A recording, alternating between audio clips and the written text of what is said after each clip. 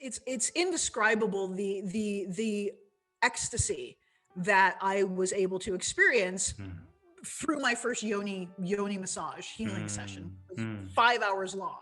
And it was this very tangible experience of having emotional and physical obstacles arise in my body and in my awareness, and having my mentor coach me and guide me through relaxing and breathing and making eye contact when I was totally freaking out, and coming into my body, moving through that pain to come into my body, and those obstacles purifying, releasing, moving out of the way. And on the other side of them was transcendence. On the other side of them was an explosion of white light and just, again, indescribable sexual ecstasy. And the ecstasy outweighed the suffering. And that's what kept me going. And that's why I think, for me, and I think for people that are, have a lot of trauma in the body, why the pleasure is such a necessary counterbalance, because we are so, as human beings, so motivated to move towards pleasure. That's what we're wired for. If it feels good, it's good. If it tastes good, it's good. It's like we're designed for pleasure to be our guide. And yet for those of us who are traumatized, pleasure is so absent. It's so absent as a lived reality. It's so, like miserly in how it shows up. You get peanuts of pleasure, but not bliss.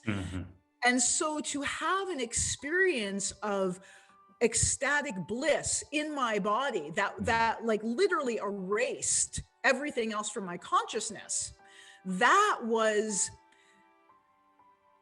potent enough for me to be willing to examine and move through whatever was and get rid of, quite frankly, whatever was in the way of me experiencing more of that pleasurable sensation. Does that make sense? Is that clear? That makes total sense. And I think it's really profound and important.